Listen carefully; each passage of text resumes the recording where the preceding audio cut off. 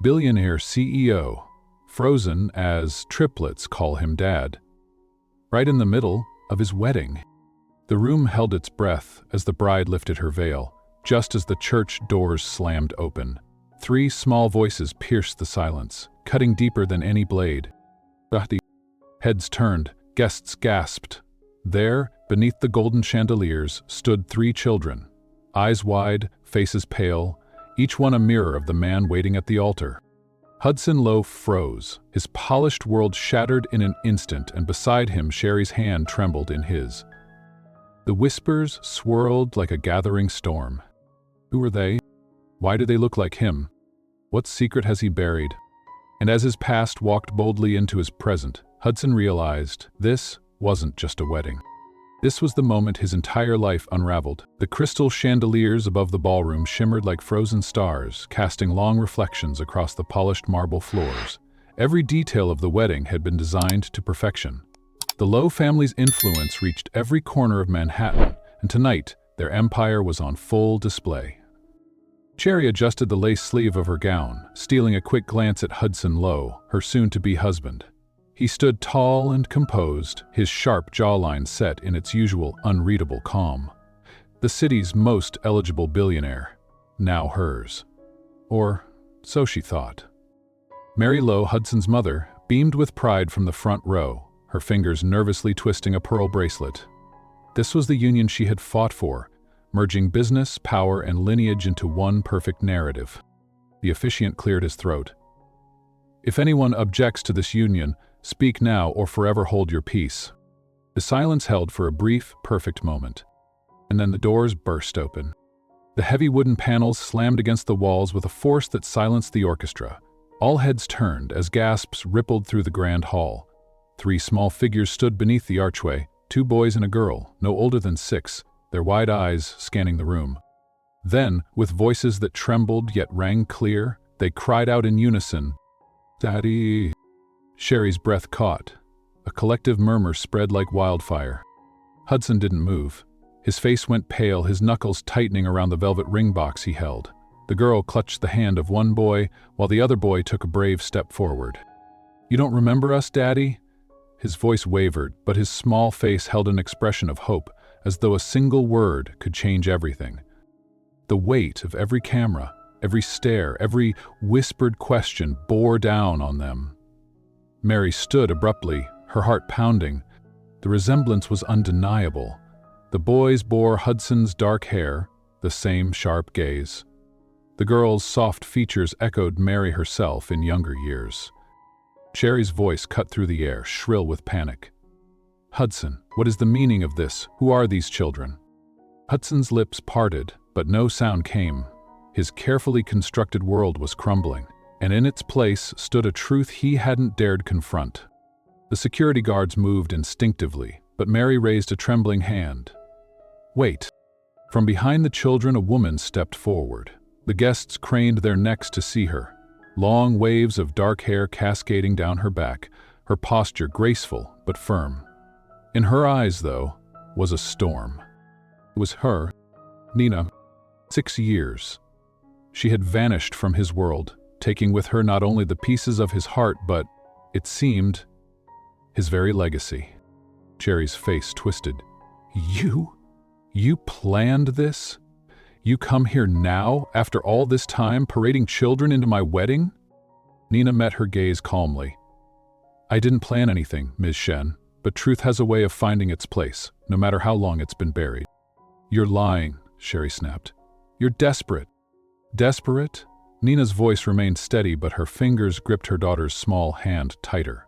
"No, I've raised these children alone.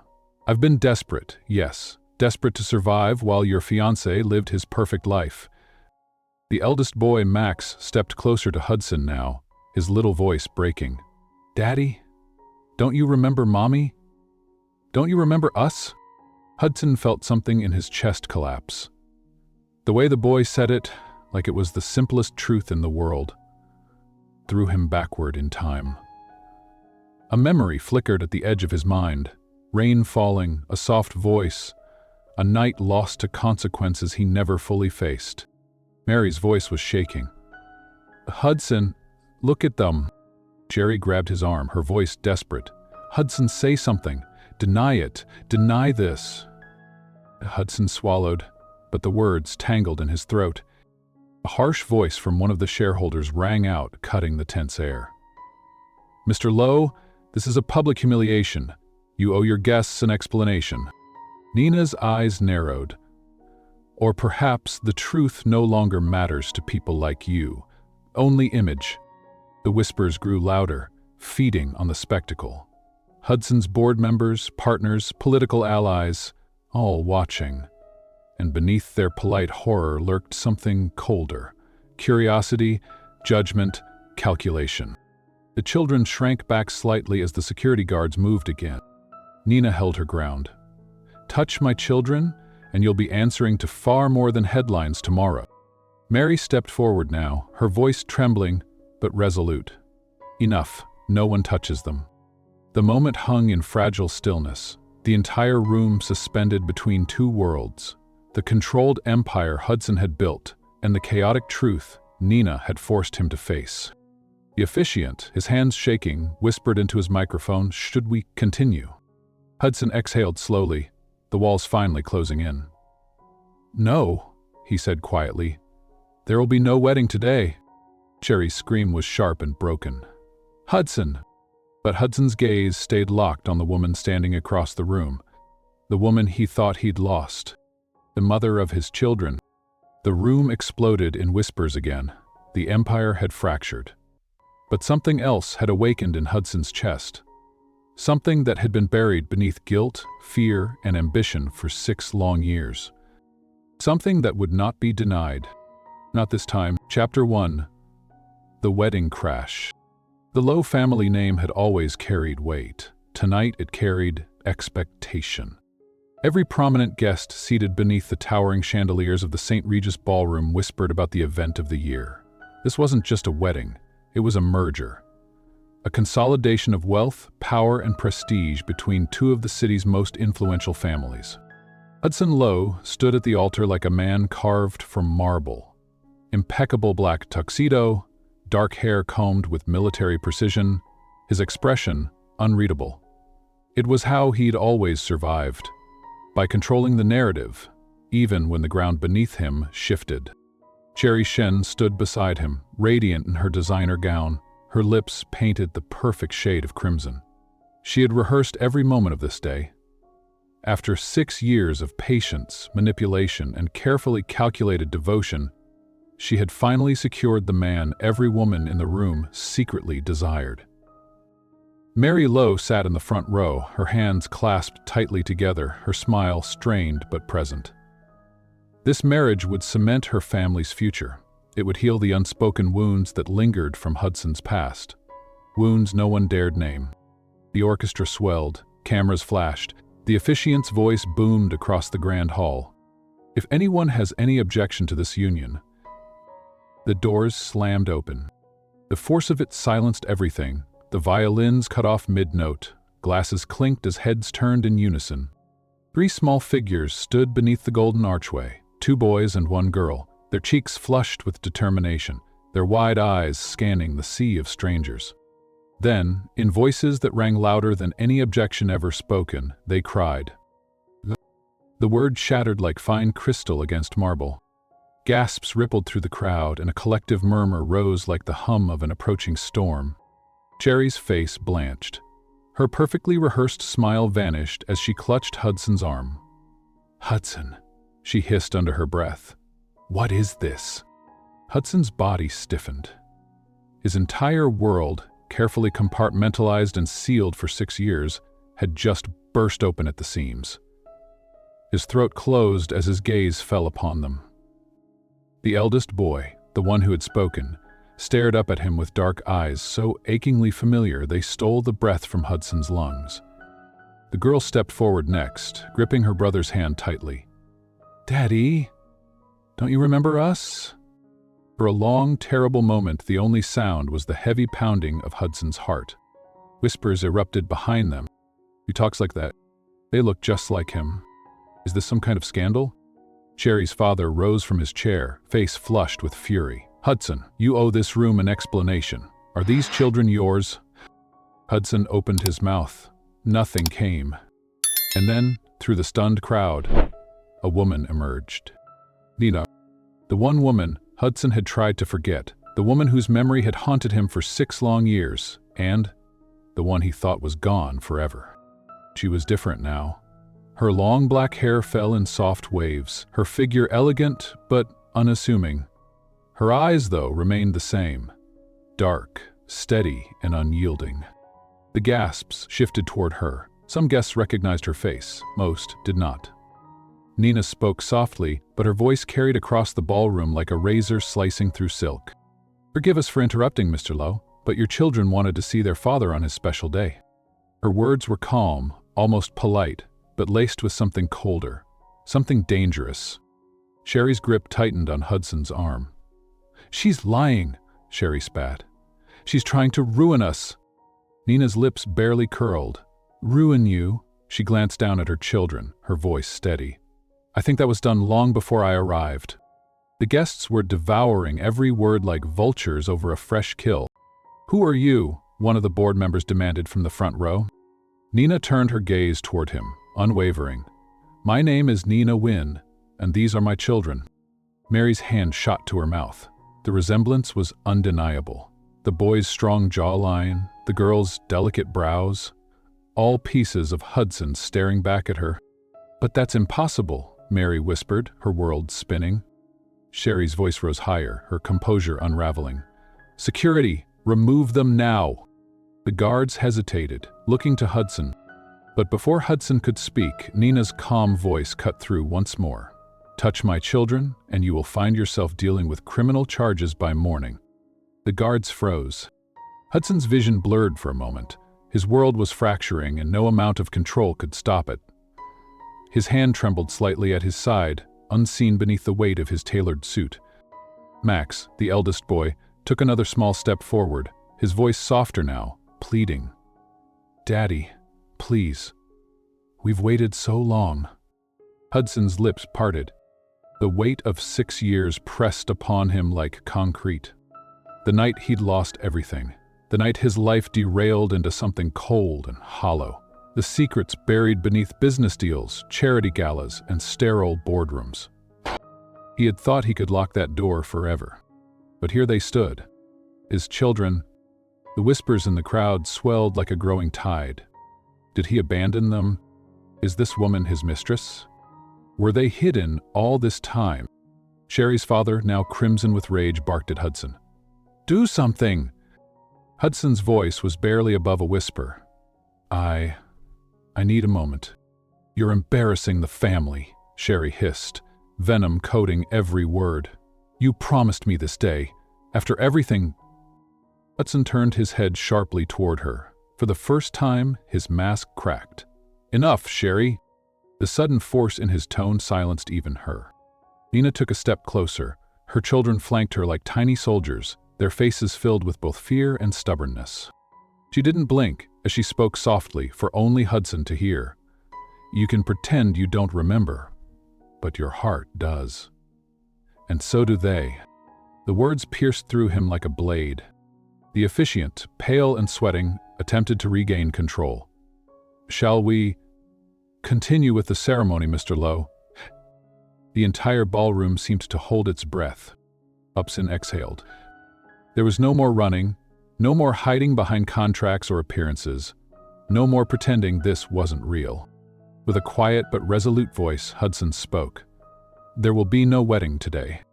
The gasps that followed were deafening. Sherry staggered, her face collapsing into pure horror. No, Hudson, you don't mean this. He didn't respond. His eyes were no longer on her. They were locked on the woman across from him. The mother of his children.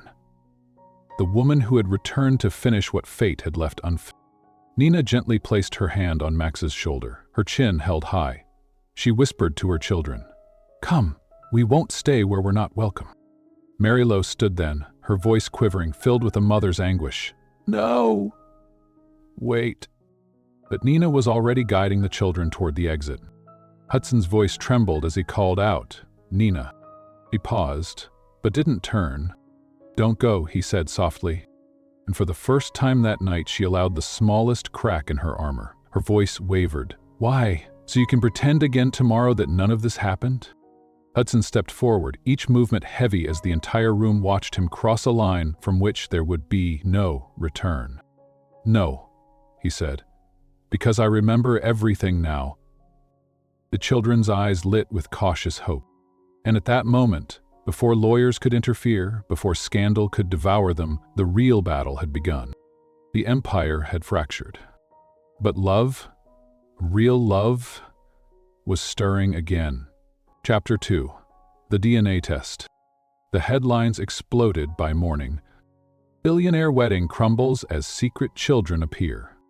Hudson Low's hidden family. Shocking wedding scandal, the woman who interrupted the empire.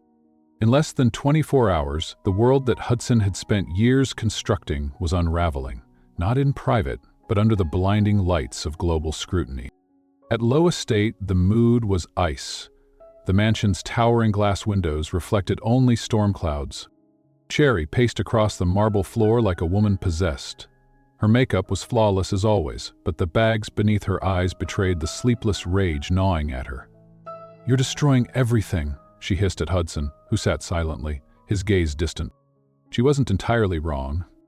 His board was in crisis. His mother had locked herself away in the sunroom, saying little but praying more, and Hudson himself, for the first time in years, felt utterly exposed. "You need to fix this," Sherry snapped, voice sharp enough to cut glass. "Those children, that woman. If you let this continue, you'll lose the company, your reputation, everything we've built." Hudson's jaw clenched. "We?" The word stung. She hadn't built any of this. She had waited at the sidelines, orchestrating her rise on his coattails. "I need the truth, Hudson." Her voice shook now, anger bleeding into desperation. "If those children aren't yours, then we prove it. If she's lying, we expose her." Finally, Hudson raised his gaze. "And if they are mine?" The question landed like a slap. Sherry flinched, her lips quivering for a moment before she recovered. "Then we still fight. We'll call it entrapment. She'll be painted as a gold digger looking to force her way back into your life." She paused, her breath shaky. "But if you hesitate, you lose everything." Hudson stood. "I've already lost more than you'll ever understand." Before Sherry could answer, Mary Lowe entered, her face pale, but her voice as calm as ever. "I've scheduled the DNA test." Sherry spun toward her future mother-in-law, relieved. Thank God. But Mary's gaze wasn't on Sherry, it was on her son. "It will be done discreetly," she continued. "Nina has agreed. The samples will be collected today, and once the truth is out, we will decide how to move forward." Nina sat in the drawing room when the butler escorted Mary inside. The atmosphere between them was tense, not with open hostility, but with the weight of years of unspoken pain. The triplets sat nearby, silent but observant as always. Bella clutched a stuffed bear to her chest. Nick played with a wooden puzzle, and Max simply watched. His sharp gaze, so much like Hudson's, missing nothing. "You've raised them well," Mary finally said, voice neutral. Nina looked up, surprised by the softness in Mary's tone. "I did what I had to," she replied. Mary's lips pressed into a tight line. 6 years, you disappeared. I was abandoned." The words hovered in the air like fog. Mary exhaled. "I don't care for your version of history, Miss Wynne, but I do care about my son. And now, I care about what this will do to these children." Nina's voice was steady, which is exactly why I agreed to the test. Because unlike you, I'm not afraid of the truth. For a moment, their gazes locked. Two women, both fierce, both fighting for very different visions of family. "Shall we begin?" Mary said, breaking the silence. The medical team entered quietly. Buccal swabs, standard procedure. Nina knelt before her children, whispering softly to them, her voice like silk, soothing their tiny hearts. Max went first, brave as always. Bella clutched her hand, but didn't cry. Nick frowned as the swab brushed the inside of his cheek, but said nothing. And then it was done. Samples sealed, initials signed, and the courier departed. That evening, the rain returned. Hudson found himself standing outside Nina's guest suite. His fist hovered over the door for longer than he would ever admit. He hated how unsure he felt, how fragile everything was now. Before he could knock, the door creaked open. Nina stood there, her long dark hair loose around her shoulders, wearing nothing but a simple sweater and leggings. She looked like the version of her he remembered, the girl he once thought he would spend forever with. Neither spoke for a moment. Finally, Hudson broke the silence. "May I come in?" Nina stepped aside. The room smelled like chamomile and rain. The triplets were already asleep, their tiny forms bundled under thick blankets. Hudson's gaze lingered on them. "They're beautiful," he said softly, almost to himself. "They're yours," Nina whispered. He swallowed, throat tight. "Why didn't you tell me?" Her shoulders stiffened. "Would you have listened?" Hudson didn't answer. Nina's voice broke now, the pain surfacing at last. "You left, Hudson, or maybe you didn't even realize you did.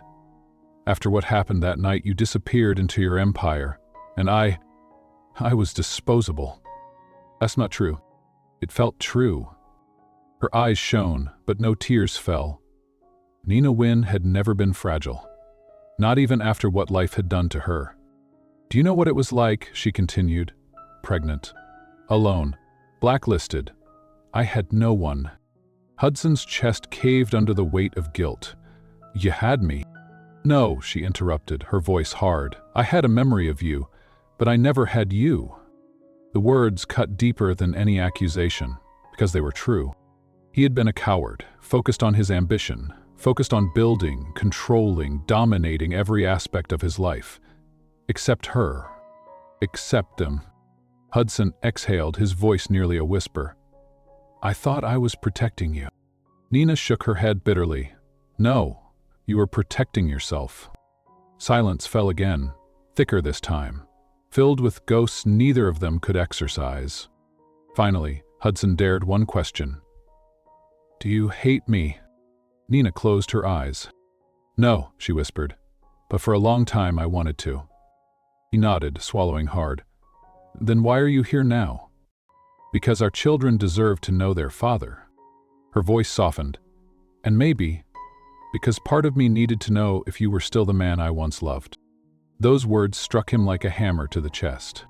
Hudson closed the distance between them slowly, cautiously, like approaching something too fragile to touch. His hand hovered, unsure, before gently brushing a stray strand of hair from her cheek. Her breath hitched. "I'm sorry," he whispered. It wasn't enough. It never could be. But it was honest. Nina's eyes glistened, but her lips trembled into the faintest smile. "Then prove it." The following morning arrived with a knock at the door. John, Hudson's most trusted assistant, held a sealed envelope. The DNA results. Hudson's hand shook slightly as he took it. Nina stood beside him, the triplets clutching her legs nervously. John bowed his head. "No discrepancy, sir. 99.99% match." The children were his. Undeniably. Undisputed. Irrevocable. Hudson exhaled, finally releasing the breath he hadn't realized he'd been holding for 6 years. Mary closed her eyes, her face unreadable. Sherry, watching from the stairs, looked like she'd been physically slapped. The empire shook quietly beneath Hudson Low's feet. But this time, he didn't retreat. He knelt before his children, his voice thick with emotion.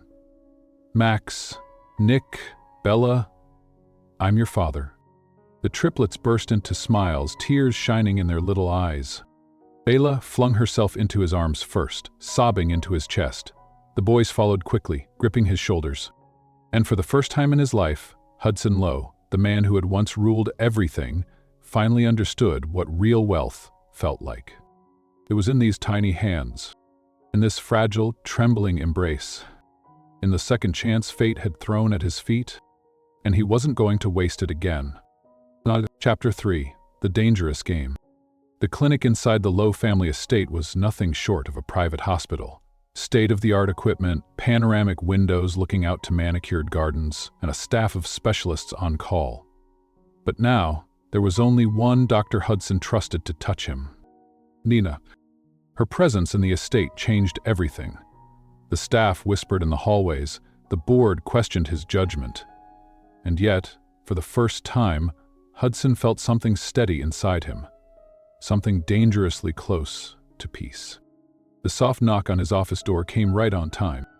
Nina stepped in wearing a simple white blouse tucked into high-waisted pants, a quiet contrast to the extravagance of his world.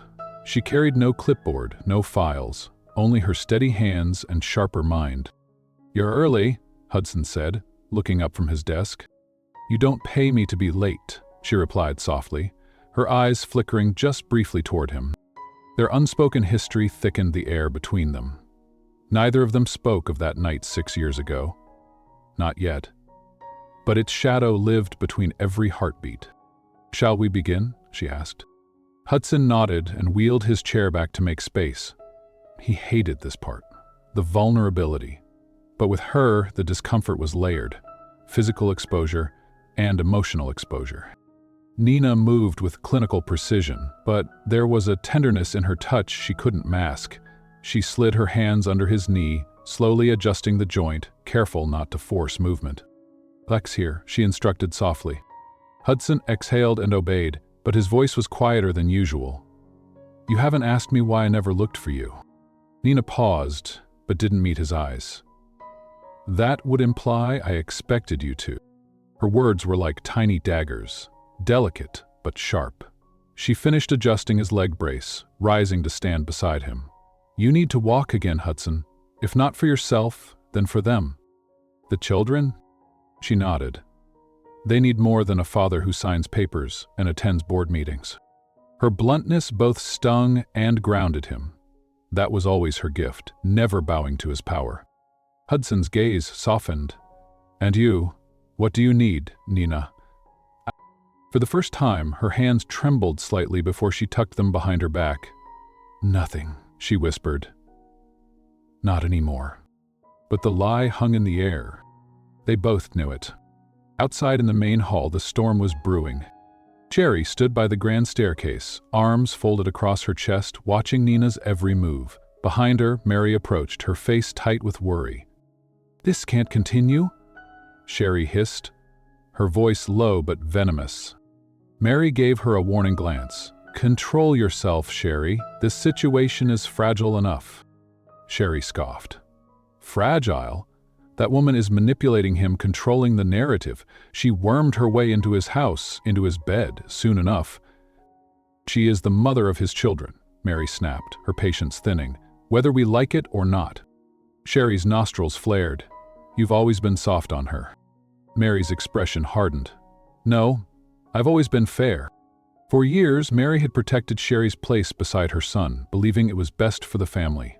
But now that the truth had surfaced, the cracks in Sherry's mask were too wide to ignore. The board was watching. The media was circling like vultures.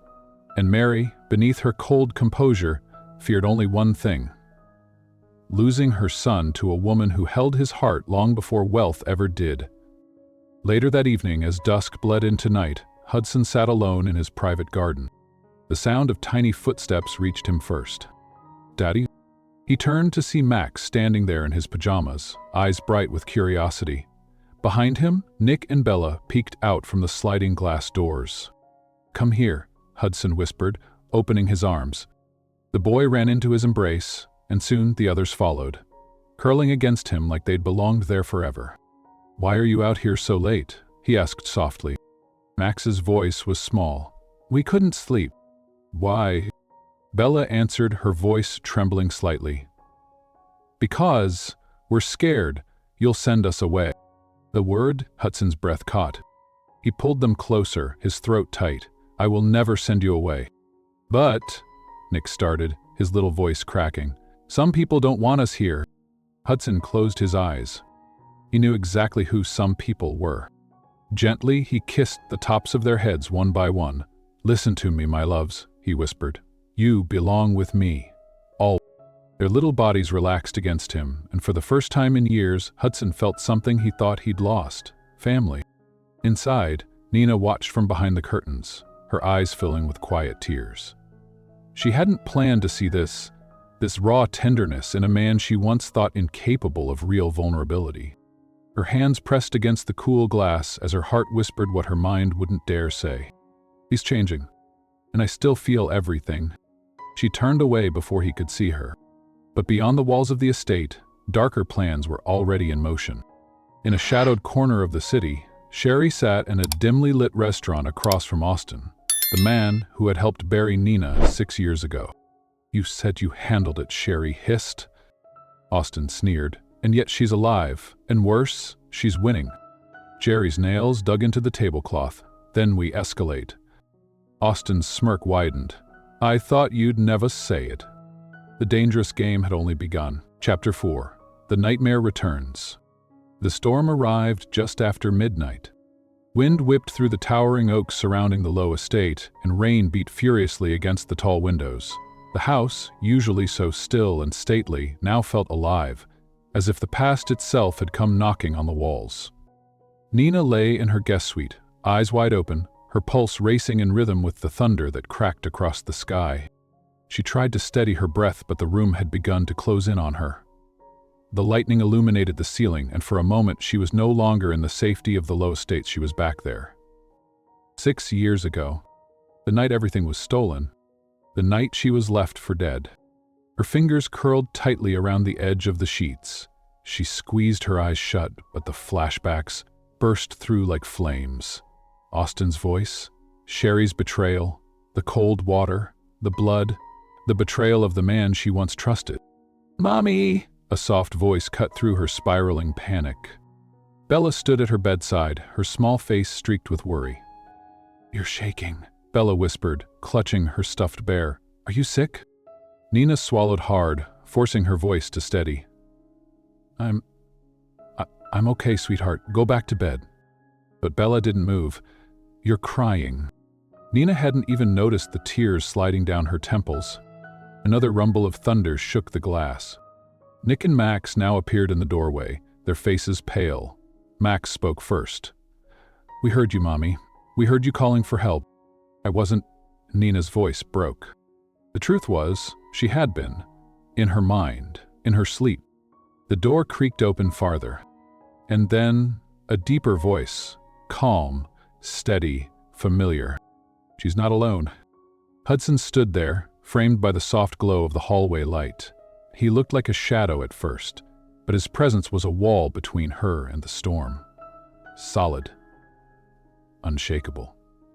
Without hesitation, he crossed the room and knelt by her side. "It's okay," he whispered, his voice quieter than the rain. "You don't have to pretend with me." Nina's eyes glistened, the dam of her composure threatening to break again. "Please," she managed. "Don't let them see me like this." Hudson looked at the children, his voice gentle. "Come, little ones. I'll stay with Mommy tonight." Max hesitated, sensing his mother's struggle, but then slowly herded his siblings back toward their room. When the door softly clicked shut, Nina exhaled and let the sob finally escape her throat. Hudson didn't speak. He simply sat beside her on the edge of the bed and reached for her hand, lacing his fingers through hers without asking. His touch was warm, steady, present. And for Nina, that was the most terrifying part of all. "You shouldn't be here," she whispered, when the room finally settled into silence. Hudson shook his head slowly. "There's nowhere else I want to be." The rain continued to pound against the windows like 1,000 unanswered questions. She kept her gaze down, afraid to meet his eyes. "I never told you everything that night," she finally said. "You don't have—" "But I need to," she interrupted, her voice trembling. "I need you to know what they did." Hudson sat motionless, letting her speak. "They didn't just betray me. They wanted me gone. Austin, Sherry, they orchestrated everything. The drugged wine, the staged accident." She swallowed hard. "When I woke up in the water, I couldn't move my legs. I thought I was dying." His fingers tightened around hers. She felt his pulse racing. "But somehow I survived," she continued, her voice growing softer. "The villagers found me. I disappeared for 6 years because I had no choice. I changed my name, my face, everything. But I never forgot." Hudson's throat constricted, his voice barely audible. "I failed you." "No," she whispered. You were just blind." Tears brimmed in her eyes, not from anger now, but from the rawness of finally releasing the truth. "You trusted the people closest to you," she said. "And I paid the price for your blindness." Hudson reached up gently and wiped the tears from her cheek with the back of his hand. "I see everything now," he said softly, "and I swear to you, Nina, I will never let them touch you or the children again." His voice shook with a promise, not one made of guilt, but of quiet, unwavering devotion. For the first time in 6 years, Nina allowed herself to lean into him. Her head rested against his chest. His heartbeat was steady, strong. She listened to it, letting it ground her as the storm raged on outside. "I never stopped loving you," she whispered, so faint it was almost a breath. Hudson's hand cradled the back of her head. "And I've never stopped regretting losing you." Hours passed. Neither of them slept, but the silence between them was no longer heavy, it was healing. By dawn, the storm had passed. The light filtered gently through the curtains as if the world was cautiously beginning again. As the first morning birds began to sing, Nina finally spoke, her voice barely audible. "Good. Everything's about to get much worse." He nodded slowly. "I know." Sherry and Austin wouldn't sit quietly while their carefully woven web collapsed. They would strike harder, more dangerously than before. But Hudson only whispered one thing as the sun rose over their broken, yet healing, world. "Let them come." Chapter 5. The Trap. The house was no longer quiet. Since the DNA results had confirmed what everyone already suspected, the Low estate had become a battlefield wrapped in silk. On the surface, civility. Underneath, war. Reporters stalked the gates. Board members whispered behind closed doors. Lawyers exchanged cautious phone calls. And Sherry plotted. In her private suite, Sherry stood before the full-length mirror, practicing her expression. One of composed victimhood. "You've lost him," Austin said, leaning against the doorway, his voice oily and calm. Sherry's eyes flared. "No, not yet." Austin chuckled. "Nina's back, the kids are his. You're clinging to a man who's already made his choice." Sherry spun toward him, venom flashing in her voice. "I've waited 6 years, built his empire with him, stood by him while he iced out everyone. Do you think I'll let her stroll back into this family and take everything?" Austin's smirk deepened. "Then you'd better be willing to get your hands dirtier than you already have." Jerry's eyes narrowed. "We need leverage." "We already have it." Austin dangled a small USB drive in his hand. "I've been digging." "What is that?" "Proof," he whispered. "Fabricated proof, of course, but convincing enough." Jerry's breath hitched. "What kind of proof?" "That Nina's not as innocent as she pretends. We'll leak financial irregularities, accusations of fraud, maybe even allegations of medical malpractice." He smiled. "Once the media grabs hold, the board will demand Hudson distance himself. She'll be forced to leave." "And the children?" Sherry asked, lowering her voice.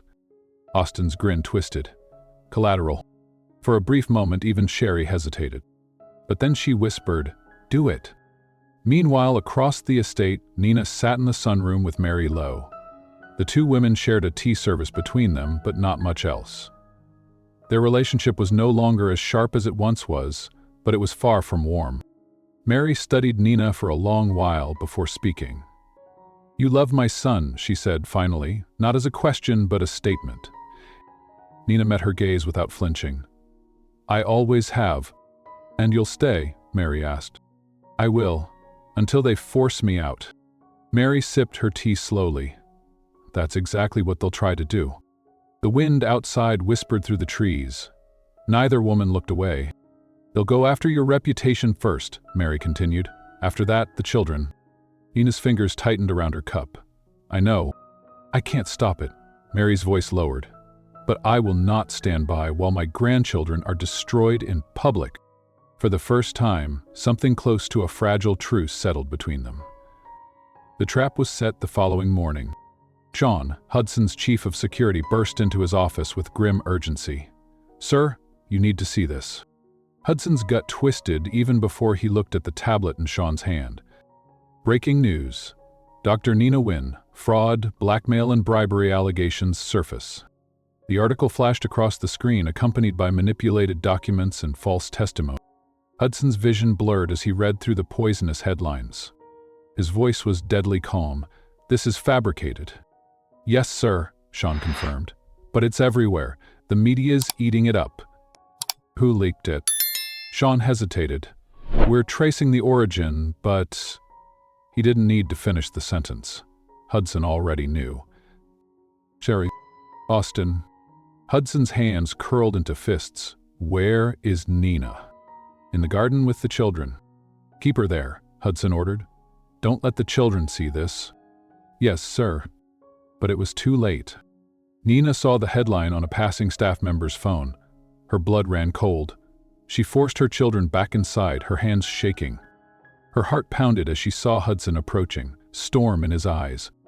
"They're coming for us," Nina whispered. Hudson reached for her shoulders, steadying her. "I won't let them touch you, or the children." "It's not just the media, Hudson," Nina breathed. "The board, the public, the courts. Once they start this—" "I know," he interrupted gently. "But you're not alone this time." Tears gathered in her eyes, but she nodded. The door burst open behind them as Mary arrived, her face ashen. "Hudson," she said breathlessly. "They've called an emergency board meeting for tonight." "Of course they have," Hudson muttered. Mary's voice trembled now, her composure cracking for the first time. "They want to force you to remove Nina from the estate and file for sole custody?" Nina gasped, her face going white. "They want to take my children." Hudson's voice hardened like steel. "No, they won't." Hours later, inside the boardroom, the sharks circled. 12 men in dark suits, glasses of water untouched on polished wood. Hudson stood at the head of the table. Cherry entered dramatically, her father by her side, wearing the expression of a scorned woman hiding behind righteous indignation. "We have no choice," one board member said gravely. "The headlines are destabilizing the company. Investors are nervous, clients are demanding distance from this scandal." "Remove her," another chimed in coldly. "Cut ties immediately for the sake of the shareholders." Hudson's jaw tightened, but his voice remained calm. "And if I refuse?" Cherry's father smiled thinly. "Then we'll proceed with a vote of no confidence. You'll lose your position entirely." The silence that followed was suffocating. Hudson glanced at Sean in the corner of the room. Sean gave a nearly imperceptible nod. Hudson exhaled, his voice dropping to a lethal whisper. "Before you cast your votes, allow me to present new evidence." He tapped his tablet. The screens around the room flickered. Surveillance footage, email trails, audio recordings. All of Austin and Sherry orchestrating the fabricated scandal. The board members leaned forward, their faces morphing from smug confidence to stunned horror. Hudson's voice was ice. This entire campaign was orchestrated. Blackmail, fraud, extortion. Sherry's face went pale. Austin stiffened, his mouth slightly open. Hudson's gaze swept across the room. "Anyone who votes against me now will answer to the authorities." Silence. One by one, the board members lowered their heads. "I believe," one finally said, clearing his throat, "this emergency meeting is adjourned." That evening, back in the nursery, Nina stood over the sleeping children. Her body trembled, not from fear anymore, but from the weight of everything that could have happened. Hudson entered quietly behind her. "It's over," he whispered. "For now," Nina breathed. He stepped closer, his voice softer. "Nina, I won't let them hurt you again." She looked up at him, her defenses finally beginning to collapse under the sheer force of his steadiness. "I know." Hudson's hand reached for hers, fingers lacing together like a promise. In the quiet of that nursery, as their children slept peacefully, a silent truth wrapped around them both. The war was far from over, but for the first time, they were fighting it together. Chapter 6. The Secret Exposed. The morning air inside the Low estate was unusually heavy, as if the house itself knew that everything was shifting. Nina stood at the edge of the balcony, her eyes following the soft movement of the wind across the gardens. From behind her, footsteps approached. Slow, steady, unmistakable. "Hudson, you haven't slept," he said gently. She smiled faintly, still staring out into the gray dawn. "Neither have you." He moved closer, close enough for her to feel the warmth of his presence, but still hesitant to cross the invisible line between them. "I've scheduled full legal protection for the children," Hudson said softly. "No matter what happens next, they won't be touched." Nina's hands gripped the railing. "And me?" she whispered. Hudson's jaw clenched. "No one will touch you either." But they both knew the threats weren't only legal anymore. Downstairs, Mary Lowe faced her son's assistant, Sean, in the study. "Have you found it?"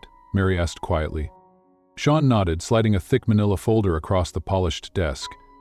"We recovered it from one of Austin's offshore data centers." Mary's hands trembled as she flipped through the files. Photos, hospital records, immigration documents, plastic surgery procedures, legal name change forms. At the bottom of the stack, an old photograph, one that stopped Mary's breath. A younger woman, same eyes, same lips. Joanna Wynne. Her daughter-in-law, her lost daughter-in-law. Hudson entered minutes later, his gaze immediately locking onto the file in his mother's trembling hands. "What is that?" he asked. Mary's voice was barely audible. "It's her." Hudson moved closer, his eyes scanning the documents. His pulse quickened as the final puzzle pieces fell into place. Nina Wynne was Joanna? The woman he believed had died 6 years ago. The night she vanished. The night he was told she'd drowned. The night his entire world was carefully, deliberately, systematically dismantled by the people closest to him. His hands gripped the back of the chair, his knuckles white. "She's been alive this entire time." Mary nodded, tears finally breaking free. "And they kept it from you. They tried to bury her, just like they tried to bury the truth." Later that evening, as the house prepared for yet another confrontation, Hudson found Nina in the nursery, sitting beside the children's beds, watching them breathe. He stood silently for a moment, before softly speaking her name. "Nina." She turned her head slowly, her expression unreadable, but the weight behind her eyes unmistakable. "You know," she said simply. Hudson nodded. "I do." Their eyes locked, and for a long moment, neither moved. The pain between them wasn't new, but now it lived in the open, fully exposed beneath the light. "You should hate me," she whispered. "I lied to you, I hid from you, I changed my face, my name, everything." Hudson stepped closer, his voice breaking. "You didn't hide from me. You ran from the people who tried to destroy you." Her breath hitched. "I thought if I came back, they'd finish what they started." "They won't," Hudson vowed, his voice turning steel. "Not while I'm alive." Tears welled in her eyes. "You weren't supposed to find me like this." He knelt in front of her, gently taking her hands. "You came back because you had no choice, and I was blind for far too long. But not anymore." The words trembled between them, both desperate and raw. "You were never disposable, Joanna," he whispered. "Not then, not now." The sound of her real name on his lips nearly broke her. "I wanted to hate you for leaving me behind," Hudson continued, his voice soft but firm. "But I know now, I never lost you. They stole you from me." Her tears finally fell, hot and silent, as her hands gripped his. "For 6 years, I lived in a world where you were dead," he said, his voice shaking. "And now you're here. You're breathing. You're in front of me." His thumb brushed away her tears as he whispered, "And I am not losing you again." The quiet sob that broke from her chest was not from weakness, but from the exhaustion of carrying too much alone. He pulled her gently into his arms, and for the first time in 6 years, she let him. But outside those walls, the real storm was building. In a dimly lit downtown hotel, Austin sat across from Sherry, who stared at the headlines on her tablet. Breaking. Dr. Nina Wynne arrived to be Hudson Low's long-lost fiancée, Jonah Wynne. Sherry's eyes were wild with panic. "This changes everything." Austin leaned back, calm but deadly. It changes nothing. It simply means we play a different game. Sherry's voice cracked. The board won't protect us anymore. No, Austin admitted. But we still have leverage. His eyes narrowed as he slid a small folder across the table. If we can't control Hudson through scandal, we'll control him through blood. Sherry's breath caught as she read the file. "The children," she whispered. Austin smiled coldly. "It's time we stop playing defense." Inside the estate, as Nina fell asleep for the first time in days, safe in Hudson's arms. Neither of them knew that their enemies were now closing in on the people they loved most. The trap had failed. But the war was just beginning. Chapter 7, The Dangerous Alliance. The storm clouds outside were nothing compared to the storm closing in around them. For the past few weeks, Hudson and Nina had lived inside a fragile bubble of peace. Fragile because they both knew it couldn't last. Not with Sherry and Austin still free, circling like wolves. Not with the children still vulnerable. Hudson stood by the window of his private study as rain streaked down the glass. The city lights blinked beyond, distant and indifferent. He clenched his jaw as he stared into the blackness. "Sean just called," he said quietly. "They're moving faster than we thought." Nina entered the study silently, her arms wrapped around herself. "What now?" "They've filed for an emergency injunction," Hudson said bitterly. "They're attempting to petition for temporary guardianship of the children, claiming you're unfit." Nina's breath caught. "They're trying to take my babies." "Not just yours," Hudson said, turning to her now, his eyes burning. "They're my children, and they are not taking them." The quiet fury in his voice sent a chill through Nina, not from fear but from the weight of how deeply he meant it. "But how can they even file something like that?" she whispered, panic threatening to overtake her. "They've already tried to ruin me once. What more do they want?" Hudson reached for her hands, gripping them firmly. "Everything. That's the problem. This was never just about you, Nina. This is about control, about revenge, about the fact that they've already lost, but can't accept it." Nina's throat tightened. She'd carried so many burdens alone for so long, it felt foreign to let someone else absorb even a fraction of the weight. "We won't let them win," Hudson said again. "Not this time. I'm putting every resource we have into protecting the children, and you—" Nina's voice was soft, breaking. "I don't want to lose them again." Hudson pulled her closer, his breath warm against her forehead. "You won't." Across town, in a penthouse hotel suite lit only by flickering candlelight, Austin poured 2 glasses of scotch, sliding one across the table to Sherry. "To failure," he said bitterly, raising the glass. Sherry didn't drink. She was too busy pacing the room like a cornered animal. "The board's abandoned us. Hudson has destroyed everything we worked for, everything I've waited for." "You waited?" Austin sneered. "I bled for it."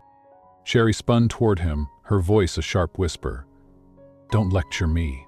You think I don't know how much I've sacrificed? I gave him everything, and now?" She walks back into his life and takes it all. Austin sat back, swirling the amber liquid in his glass. "She didn't take it. We lost it because we played too carefully." Sherry's hands shook. "The children were never supposed to exist. That was the whole point." Austin's smile was cold. "And yet they do. Which means we stop pretending to play fair." He opened a folder sitting on the table. Surveillance images, schedules, security blueprints. Sherry's face paled. "You're serious?" Austin's voice lowered. "You want Hudson's loyalty back? You take what he loves most. You don't negotiate with men like him. You break them?"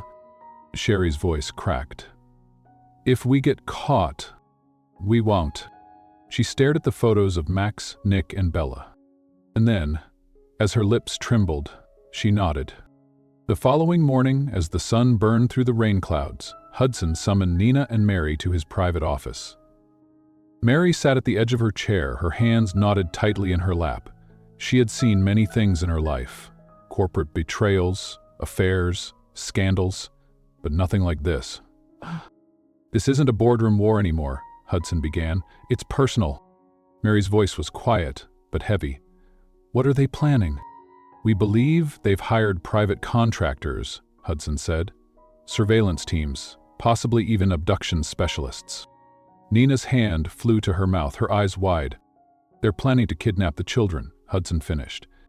For a moment, the air in the room was completely still, as if the entire house had stopped breathing. Nina's voice was a whisper. They wouldn't. They would, Hudson said darkly. And they will, unless we stop them first. Sean stepped forward, laying out files on the desk. We've intercepted part of their plan. They've scheduled to make their move in the next 72 hours. Mary paled. My God. Hudson turned to Nina, his voice gentle now. That's why I need you to trust me, Nina. Fully. No more secrets. No more trying to protect each other from the truth. Nina's eyes filled. What do you need me to do? He reached for her hand, gripping it tightly. Marry me, he said softly. The words stunned both Nina and Mary into silence. Now? Nina whispered. Hudson, if we marry, you and the children will fall fully under the Low family's legal protection. It gives me far more power to control the courts, the board, the security protocols. His voice softened, eyes never leaving hers. But more than that, I want this. I've always wanted this. Nina's lips trembled. You're not asking because you have to? No, he whispered. I'm asking because I don't want to waste another day pretending I don't need you. Tears spilled down her cheeks. Mary, still stunned, slowly stood. You love her. I always have, Hudson answered quietly. I was just too blind for too long.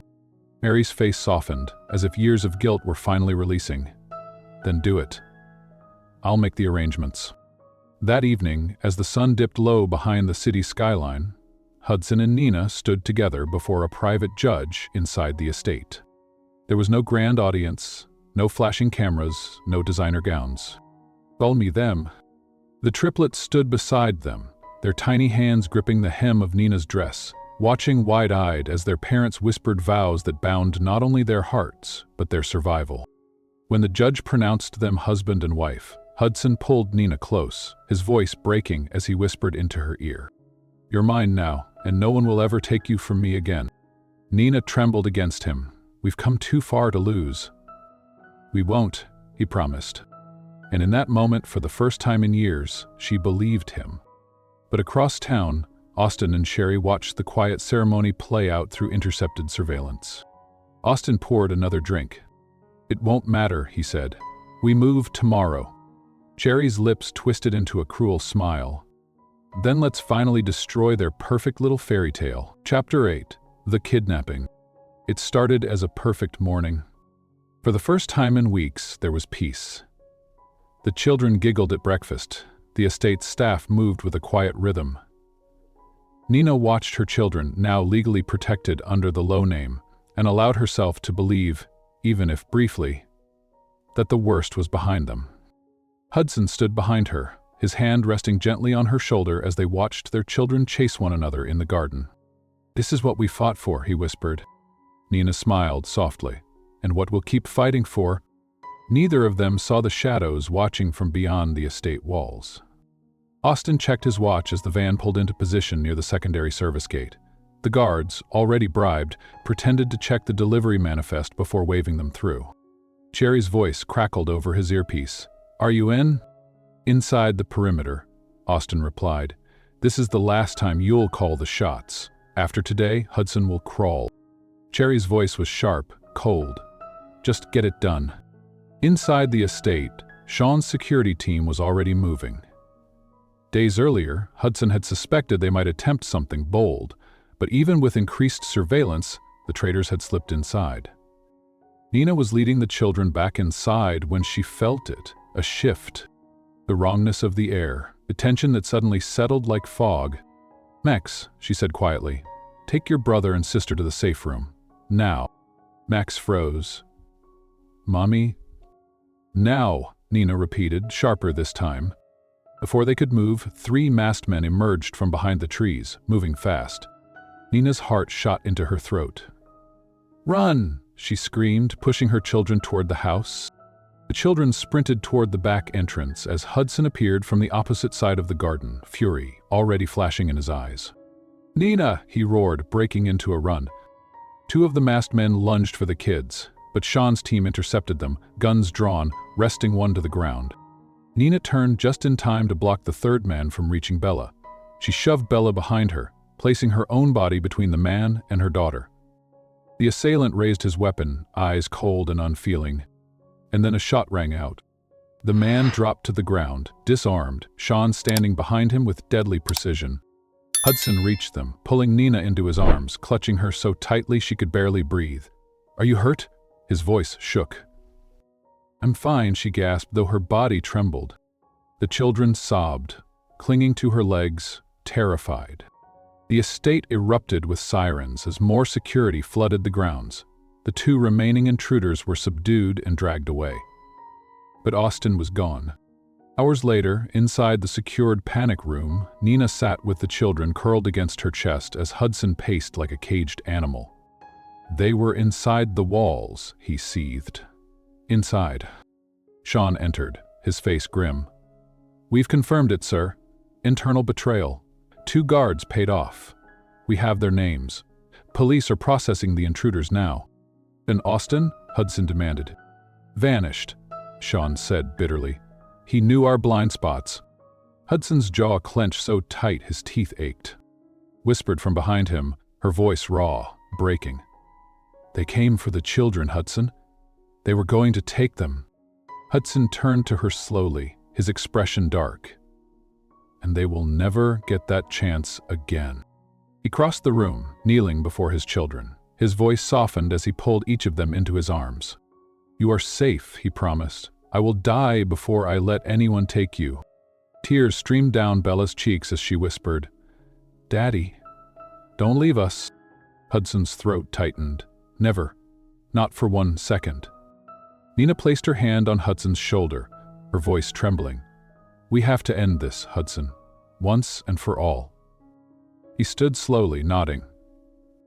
That night, Sherry sat alone in the darkened hotel suite, drinking her 4th glass of whiskey. Her phone rang. It was Austin. "We failed," she whispered bitterly. Austin's voice was hollow. "I'm not finished."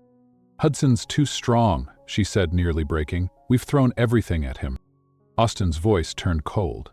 "Then we take away the one thing he's never been able to fully control, his guilt." Sherry's blood ran cold. "What are you planning?" But Austin had already hung up. Back at the estate, Hudson sat in the nursery long after the children had fallen asleep. Nina entered quietly, watching him from the doorway. He looked exhausted, haunted. She crossed the room and sat beside him, slipping her hand into his. "I failed you once," he whispered. "I won't fail you again." "You haven't failed me, Hudson," she whispered back. "You're fighting for us." He turned to her, his eyes rimmed with red. "They almost took our children." "But they didn't," she said softly. "Because you were here. Because we're here. Together." For a long moment, neither spoke. The only sound was the quiet breathing of their sleeping children. Finally, Hudson whispered, "We end this. No more hiding, no more waiting. Tomorrow we take the fight to them." Nina nodded. "Together." Their fingers intertwined, stronger now than they had ever been. Tomorrow would bring blood, consequences, and irreversible truths. But tonight, for this one fragile moment, they had each other. And neither of them would let go again. Chapter 9. The Ultimate Confrontation. The boardroom inside the Low corporate tower was no longer a place of business. It had become a courtroom. Rows of attorneys lined one side, security agents stood guard at every exit, and press members crowded the building's lobby outside. The entire city was watching. Hudson stood at the head of the table. His posture was calm, but his jaw was set like steel. Nina sat beside him, her hands steady, but her heart racing. Sean stood behind them, holding a sealed envelope. The final evidence. On the far side of the table sat Sherry and Austin, both masked in forced composure, but their eyes revealed what their mouths wouldn't dare say. Fear. The chairman of the board leaned forward. "Mr. Low, you've requested this emergency hearing. the floor is yours." Hudson didn't hesitate. "I've called you here today to end this." He nodded to Sean, who stepped forward and handed over a thick file of documents, digital footage, and signed confessions. Inside these files are the full details of Sherry Shan and Austin Green's conspiracy against myself, my wife Nina, and my family. He spoke the word wife louder than necessary, as if claiming the title once and for all. Sherry's eyes narrowed at the word, but her lips stayed tightly sealed. Hudson continued, his voice steady and razor-sharp. 6 years ago, these two individuals orchestrated the attempted murder of my then-fiancée, Joanna Wynn. The room erupted into gasps. Sherry shifted uneasily. Austin's jaw flexed, but he said nothing. Hudson pressed forward, his voice like a blade slicing through the lies. They staged an accident, manipulated medical records, falsified death certificates, and buried the truth to seize control over my personal and professional life. He turned sharply toward Austin. "You pushed her into the sea. You left her to drown."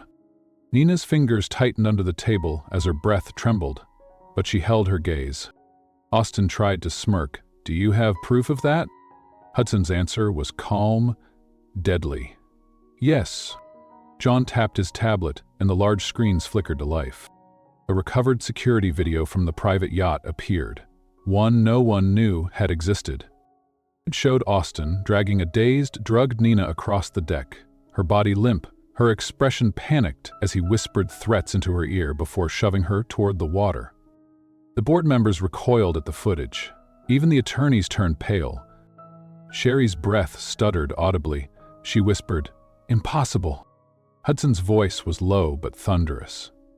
The footage was deleted and buried offshore, but nothing truly disappears. The chairman's voice broke through the heavy silence. This is attempted homicide." Hudson nodded. And that was only the beginning. He turned toward Sherry now, his eyes sharpened. Sherry didn't simply stand by. She was the architect. Sherry's voice finally cracked. "That's a lie." "No," Nina interrupted, her voice steady and filled with quiet power. "It's not." Nina stood, her voice finally breaking free after years of suffocating silence. "You tried to kill me, Sherry. You called Austin that night. You planned every detail. You stole my life." Sherry's face twisted, desperate. "They'll never believe you."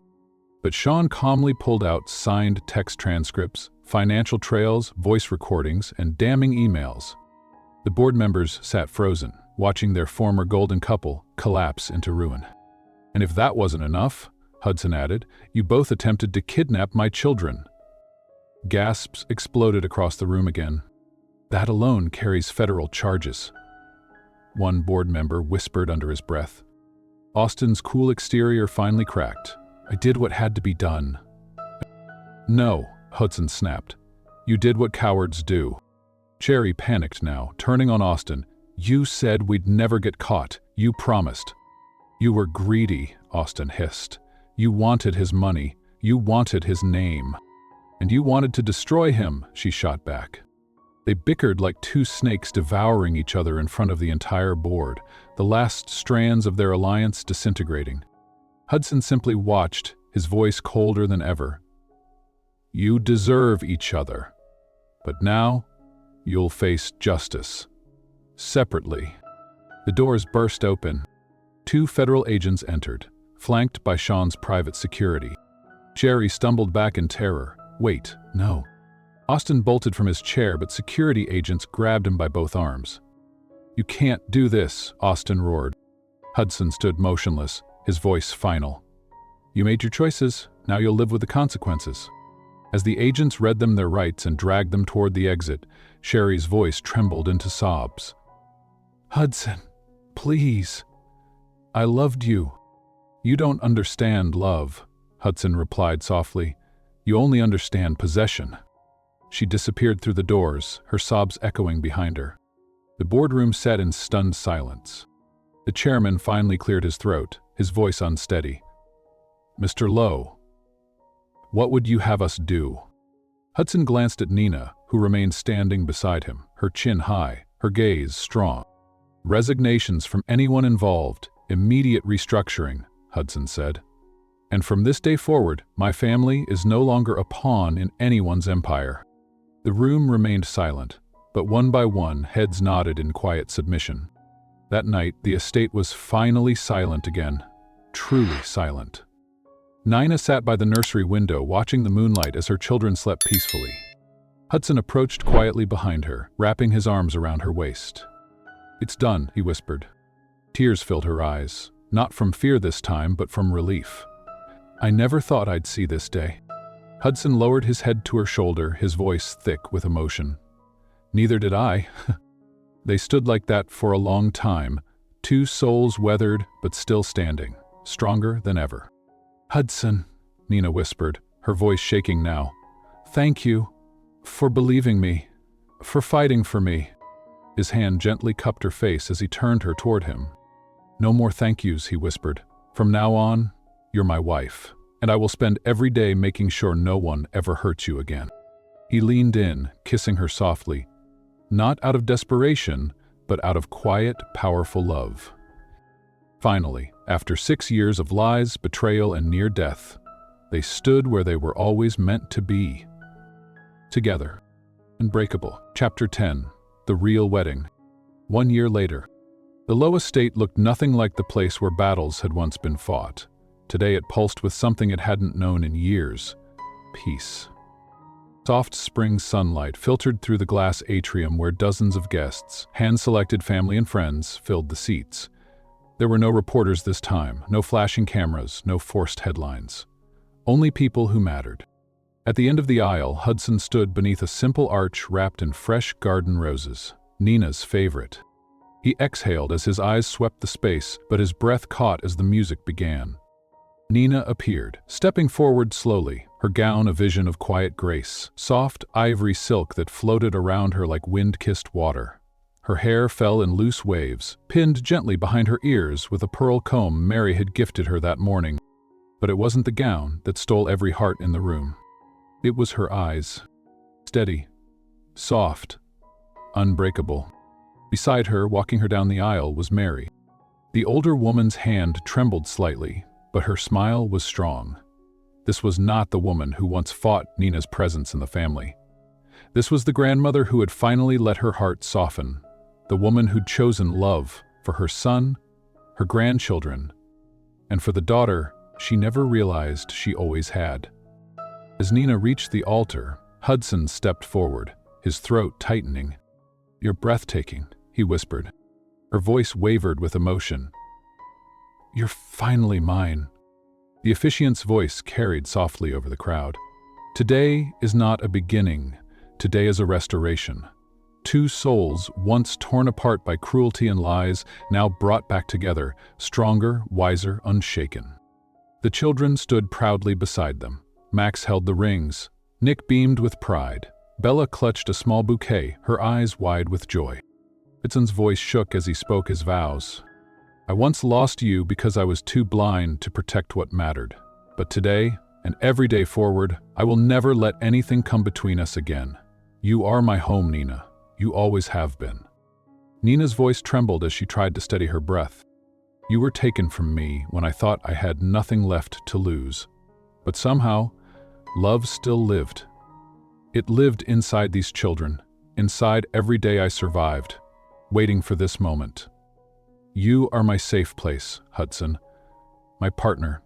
My love." Tears glistened in Mary's eyes as she reached for a handkerchief. The officiant smiled gently. "By the power vested in me, I now pronounce you husband and wife. Officially." The guests erupted into warm, joyful applause as Hudson cupped Nina's face and kissed her. Not rushed, not desperate, but reverent, as if sealing the years they had both fought so hard to reclaim. The children threw handfuls of white rose petals into the air, giggling, their faces lit with the kind of happiness only children truly know. The world outside the gates continued turning, but inside this garden, time had stopped for them. That evening, long after the guests had left and the estate had grown quiet, Hudson and Nina sat beneath the stars, their children asleep inside. "You know," Hudson whispered, "I once built my entire life trying to control everything." Nina smiled softly against his shoulder. "And now?" Now I've learned the only thing I want to protect is us." Her fingers intertwined with his. "You already are." He turned his head, pressing a soft kiss against her hair. "And if anyone dares try to take you away from me again." She silenced him with a smile. "They won't." Because they both knew they had survived betrayal. They had defied death. They had defeated every force determined to tear them apart. And now there was nothing left but this. A family, real, raw, imperfect, but whole. Forever, looking back, it was never about the empire. It was never about the boardrooms, the power, or the wealth that could be measured on paper. It was about love. Love that had been broken, love that had been betrayed, love that had been buried so deeply beneath lies, ambition, and fear that both Hudson and Nina once believed it was lost forever. But love, real love, does not vanish because the world tries to erase it. It waits. Quietly. Patiently. Like seeds beneath winter snow. And when the moment comes, it blooms again. Hudson learned that power means nothing if you don't have someone beside you when the storms come. That strength isn't found in how much you can control, but in how much you're willing to surrender for the person who holds your heart. Nina learned that even the deepest wounds can heal, not because the past disappears, but because someone chooses to stand beside you and carry the weight of it with you. They both learned that family isn't built from bloodlines alone. It's built from second chances, from whispered apologies at 3 a.m., from the quiet promises spoken while watching your children sleep, from holding each other when the rest of the world tries to tear you apart. In the end, it wasn't the scandal or the betrayal that defined them. It was how they refused to let it break them.